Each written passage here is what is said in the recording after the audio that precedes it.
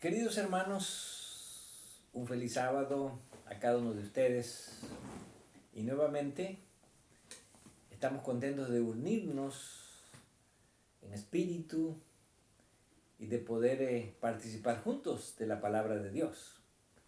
Nuevamente en el gran tema de la salvación, el tema más importante, no solamente en la historia de la humanidad, sino también en la historia de la eternidad. Y hoy vamos a hablar sobre algunos de los capítulos más importantes en el Nuevo Testamento, donde se aborda el tema de la salvación con respecto a la elección, a la predestinación y al llamado.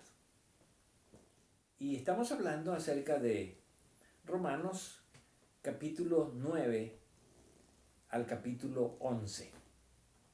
La forma en que Pablo presenta teológicamente cómo debemos comprender esta parte de la salvación, que tiene que ver con lo que él llama la predestinación, la elección, donde se encuentra el propósito de Dios, y el llamado. Y esto lo hace como una introducción al tema de la justificación, que es el siguiente paso. Pero quiero recordar brevemente lo que hemos venido estudiando. Y hablamos primero de la presciencia, donde dijimos que en la presciencia Dios nos conoce a todos. Después Pablo dice que sigue la predestinación. Y en la predestinación presentamos un aspecto muy importante. Ahí aparece por primera vez la elección. Pero esta elección que aparece en la predestinación es la elección de Dios, no la elección nuestra, la elección de Dios. Y después viene el llamado. Y en el llamado encontramos nuevamente la elección, por segunda vez. Pero ahí ya no es la elección de Dios, ya es la elección nuestra. Y al entrar al libro de Romanos, especialmente al capítulo 9, Pablo va a presentar y va a discutir el hecho de cómo en la elección de Dios, cómo en la predestinación de Dios, Dios toma propósitos diferentes para los individuos. Ahora, algunas veces nosotros podríamos tener la impresión de que Dios es injusto. Porque cuando estudiamos estas porciones, especialmente en el libro de Romanos, podríamos tener la impresión de que Dios favorece a algunos individuos y que a otros individuos no son favorecidos por Dios. Pero Pablo está presentando precisamente esta misma cuestión que sin duda ya existía en su tiempo. ¿Por qué algunas personas parecen ser más favorecidas por Dios en la predestinación y en la elección que otros? Inclusive, ¿por qué algunos parecen ser amados y otros parecen ser aborrecidos? Y el tema principal o la cuestión principal que Pablo aborda en este capítulo ¿es entonces Dios injusto? ¿Hay injusticia para con Dios? Y esto Pablo lo pregunta más de una vez. ¿Por qué? Porque sería la primera impresión que como seres humanos nosotros tendríamos acerca de la justicia de Dios. ¿Por qué? Algunos parecen ser más favorecidos y otros menos favorecidos. Entonces, como que no hay realmente justicia en Dios. Y vamos a comenzar a partir del capítulo 9, donde Pablo está hablando acerca de la elección del pueblo de Israel. Ahora, la elección del pueblo de Israel vino a través de Abraham. Y por ahí alguien podría preguntar, bueno, ¿por qué Dios eligió a Abraham? ¿Y por qué Dios eligió a la descendencia de Abraham para ser su pueblo? ¿Por qué Dios no eligió a otra persona? Sabemos que Abraham provenía de Mesopotamia, de la ciudad de Ur de los Caldeos, una de las grandes ciudades de la antigüedad, allá por el año 2000 antes de Cristo. Entonces, por ahí podría alguien empezar a decir, bueno, ¿por qué Dios elige a Abraham? ¿Y por qué Dios elige a su descendencia para que sean el pueblo de Dios? Bueno, esa es la aparente, vamos a decir, impresión que se puede tener cuando leemos la historia de Israel y cuando leemos lo que Pablo está presentando en el capítulo 9. Pero vamos a ver que, aunque Pablo aquí menciona, en este capítulo, que Abraham fue elegido por Dios y que a través de Abraham vino la bendición a su descendencia, en el versículo 6 dice, no que la palabra de Dios haya fallado, porque no todos los que descienden de Israel son israelitas.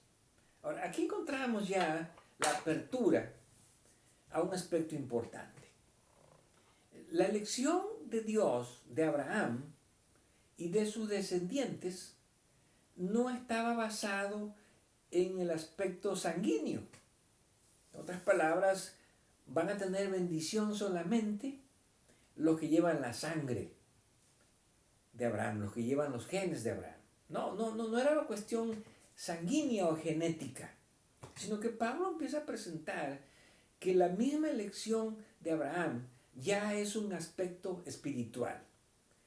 Y da apertura a este pensamiento cuando dice, no todos, porque no todos los que descienden de Israel son israelitas,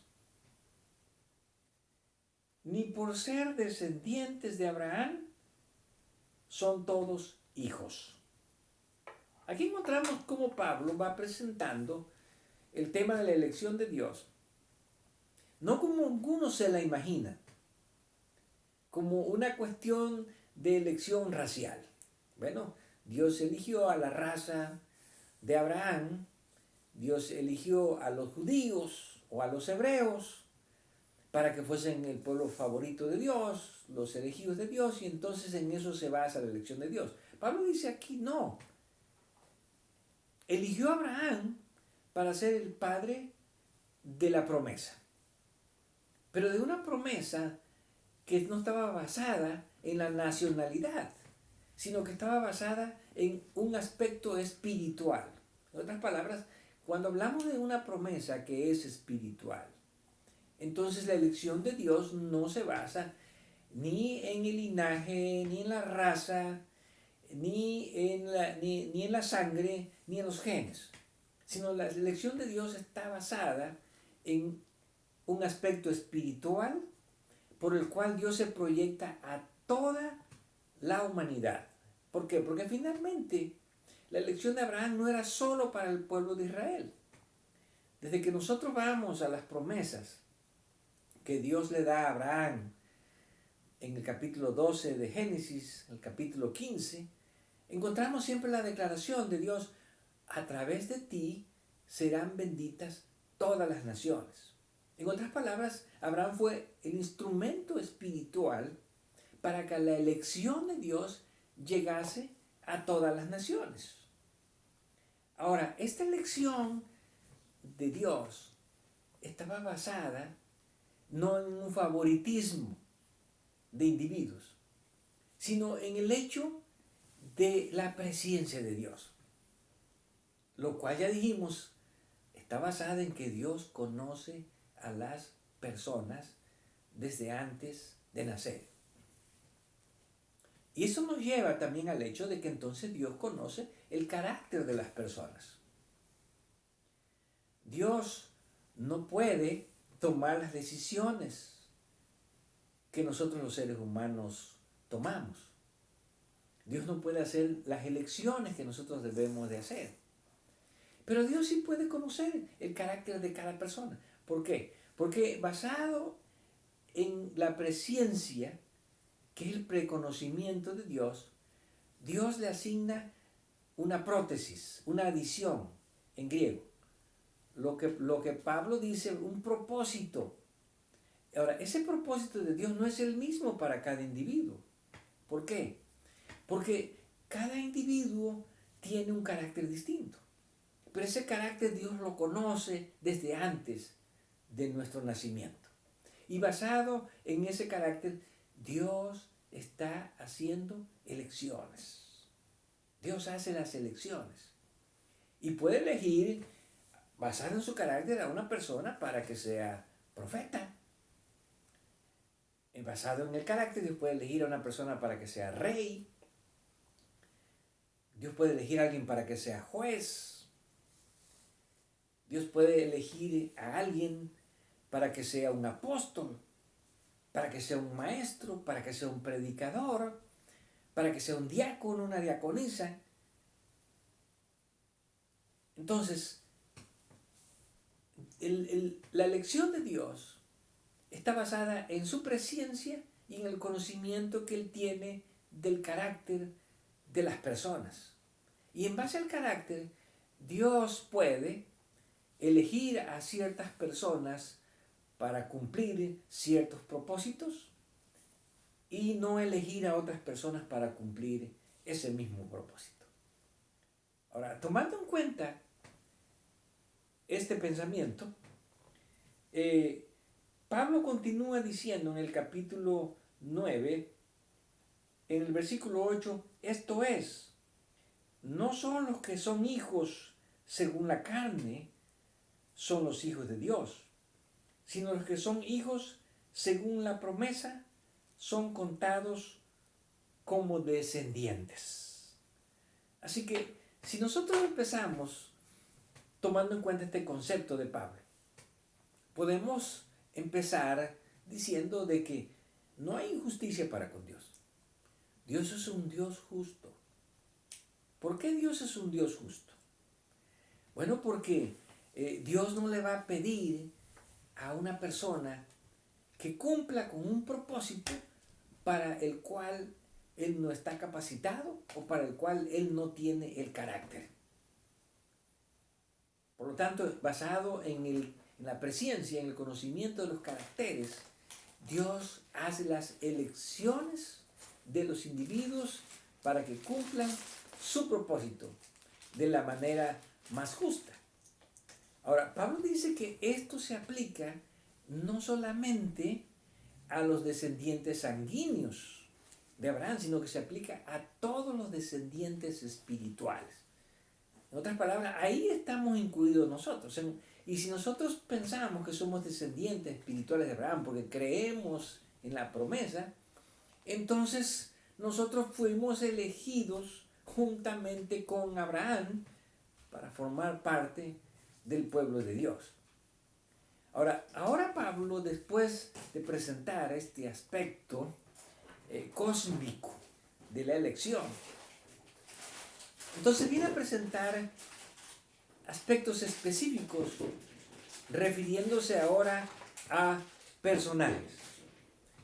Y encontramos aquí, en el versículo 9, Pablo dice, porque la palabra de la promesa es esta. Por este tiempo vendré y Sara tendrá un hijo. Y no solo esto, sino también cuando Rebeca concibió de uno, de Isaac nuestro padre, pues no habían aún nacido, ni habían hecho ni bien ni mal, para que el propósito de Dios, conforme a la elección, permaneciese, no por las obras, sino por el que llama. Ahora, aquí Pablo va a entrar ya en casos de individuos. Y en estos casos de individuos, Pablo ahora se está refiriendo a dos personajes del Antiguo Testamento. ¿Quiénes son estos dos personajes? Bueno, los hijos de Isaac y de Sara. Isaac y Rebeca, que son Jacob y Esaú. Y Pablo dice, bueno, antes de que ellos naciesen, ¿sí? Todavía no habían nacido. No habían hecho ni bien ni mal, no habían obrado nada, no existían, no habían tomado elecciones. Sin embargo, antes de que ellos naciesen, antes de que ellos tomasen elecciones, ya el propósito de Dios, de acuerdo a la elección, se había establecido. Ahora, cuando tratamos de entender este concepto, vemos que es un concepto sencillo en base a lo que hemos estudiado. ¿Por qué? Porque ya dijimos que la predestinación, donde se encuentra la elección y el propósito de Dios, ocurren antes de nuestro nacimiento, basado en la presencia de Dios. Entonces, si tomamos las palabras de Pablo, entonces vamos nosotros a decir lo siguiente, que Dios, aun cuando no habían nacido Jacob y Esaú, ya él había hecho una elección y en esa elección Dios le había asignado un propósito.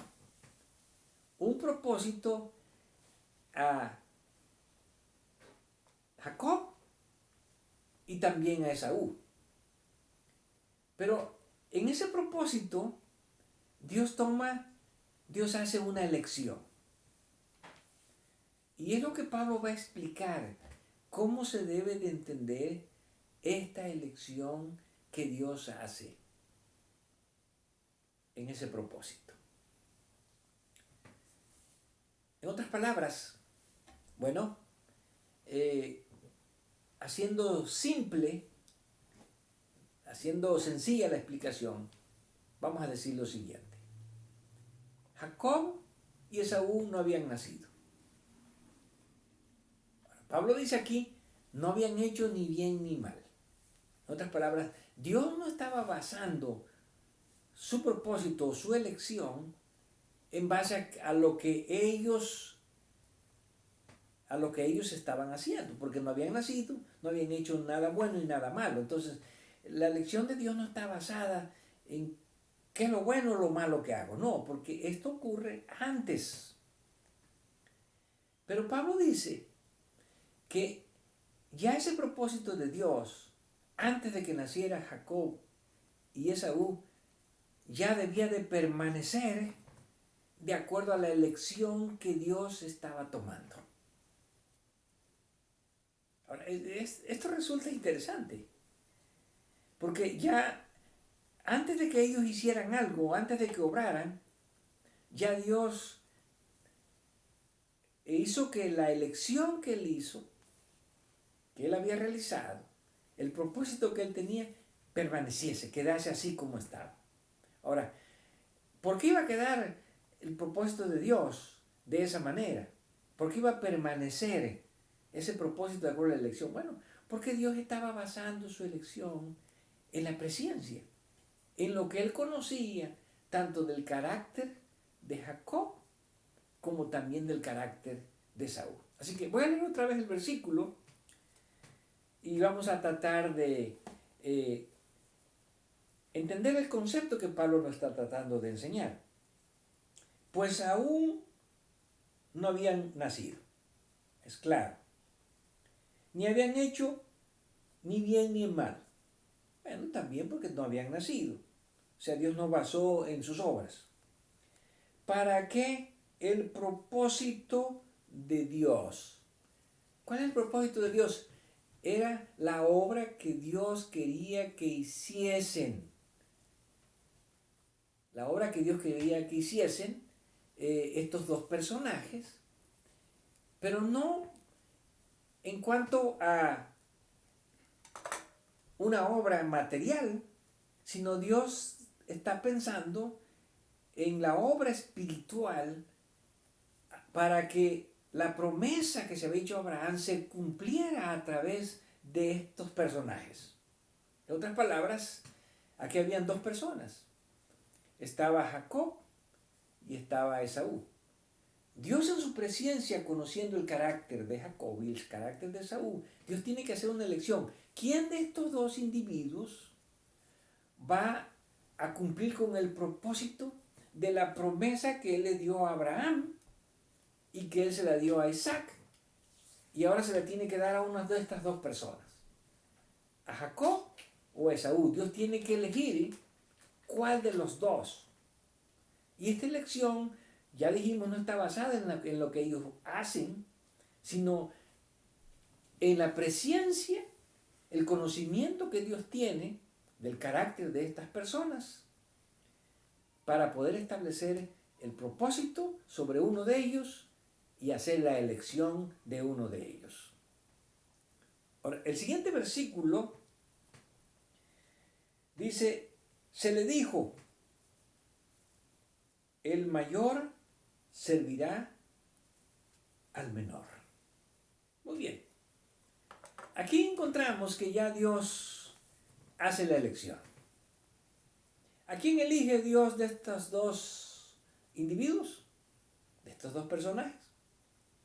Bueno, elige al menor en lugar de elegir al mayor.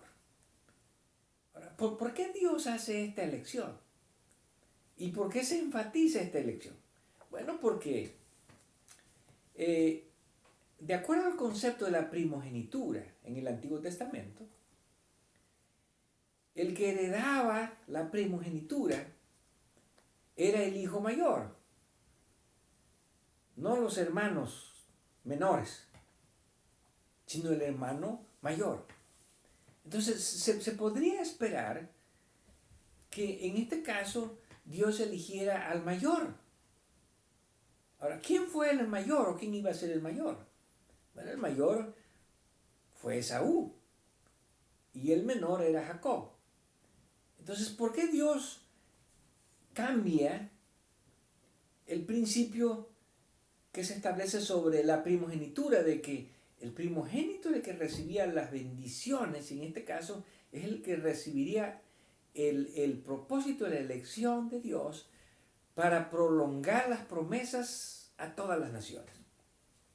Bueno, porque Dios conocía el carácter de Esaú y de Jacob desde antes que nacieran.